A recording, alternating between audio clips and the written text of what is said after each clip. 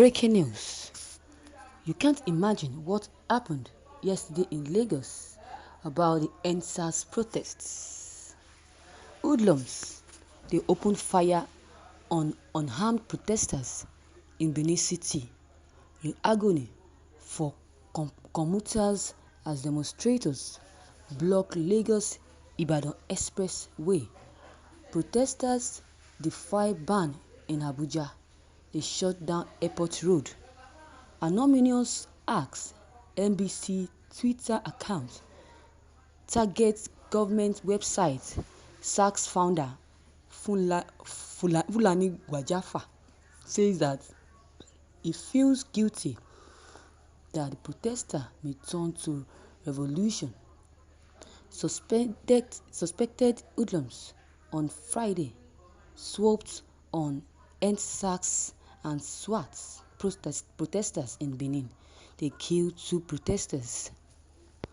Another protester was killed in Akure when a car rammed into protesters also on Friday, but it was the other way around at Ikotla, a Lagos suburb, on Thursday when the suspected protesters smashed a car into a tricycle, killing 2 of its occupants. The police said that the suspect's driving was reckless. Several people were injured in the 3 incidents. The Nation reports that the protests continued in many parts of the country yesterday.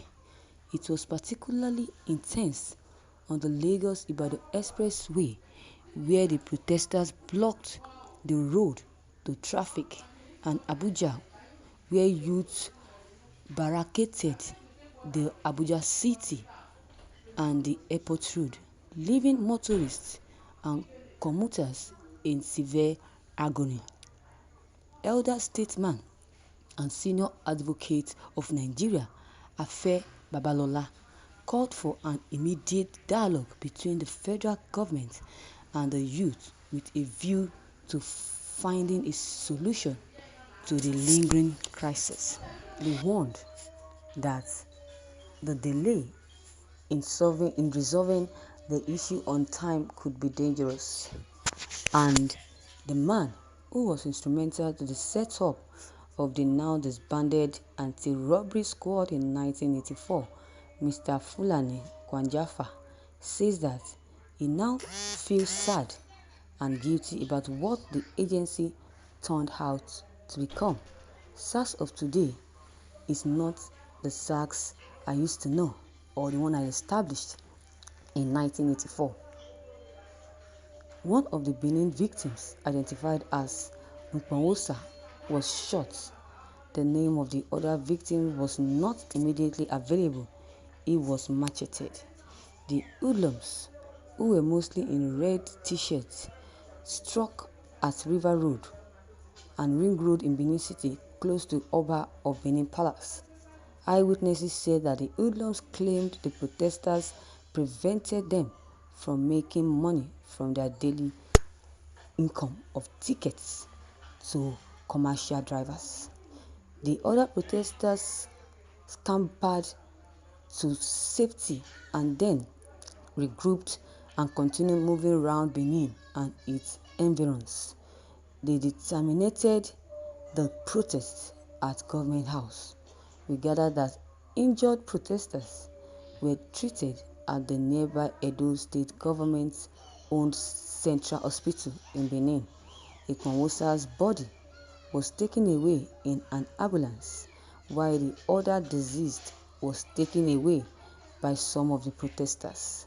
One of the protesters, Efosa Igbinoba, said that he started the protest from Sapele Road, Benin, but on getting to Ring Road in the state capital, hoodlums suddenly appeared with cutlasses, guns, and other dangerous weapons, and they attacked us, thereby disrupting the protests, but we quickly regrouped. He was demanding police information. We are on the 3rd. We will continue with the protests until the police are reformed. A furious Governor Gordon Obaseki condemned the attack and charged security agencies to ensure that protesters were adequately protected. He said, "I have just learned that hoodlums have attacked NSAS protesters who have conducted themselves peacefully in Benin City. I extend condolences to the victims of the attacks, including those who lost their lives and others who were injured by the thugs. It is disheartening that anyone would attack a peaceful assembly of young people who are expressing genuine concern over police brutality and intimidation of their country." Edo State Governor gives security agencies 24 hours to fish out killers of the protesters.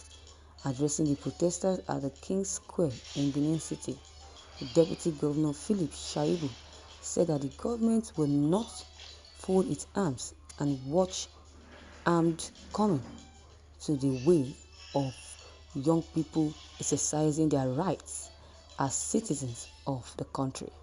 He said that he have directed security agencies to fish out those behind the attack. Those that are behind the attack, they should be arrested and persecuted. He added that the police and the Department of State Security, the DSS, and other security agencies have been ordered to bring to book those guys that harassed you and killed that young man. Some of you sustained injuries. They sustained injuries, and I can see that they are from this state. They have 24 hours to bring the attackers to book. I have ordered that the victims be taken to the morgue. We are going to give him a state burial because the matters of this struggle must be remembered. He will be remembered for being part of this struggle. He is a martyr already, and by the grace of God, he will never be forgotten. Thank you, viewers, for listening to this news. Wow, this is so bad. Someone protesting for his rights, protesting for his country, that SARS should be banned totally from Nigeria. Look at what happened to him. They sent attackers, they sent hoodlums to kill them. They sent hoodlums to kill them because they don't want the protest to be successful. But no matter what, they have been killing. They started this protest since last week. They have been killing these so-called protesters. But still, they kept on protesting every day, no matter the attack, because they are very sure, they know, and they are expecting a tangible result from this government. So viewers, you have heard it all from the writer and Fulani Okwadafo. What would you have to say concerning the statement made? Your comment concerning these things is very much important. Please kindly drop them below the comment box. Click on the subscription button as well as the bell button to receive updates whenever I publish any new video. Thank you.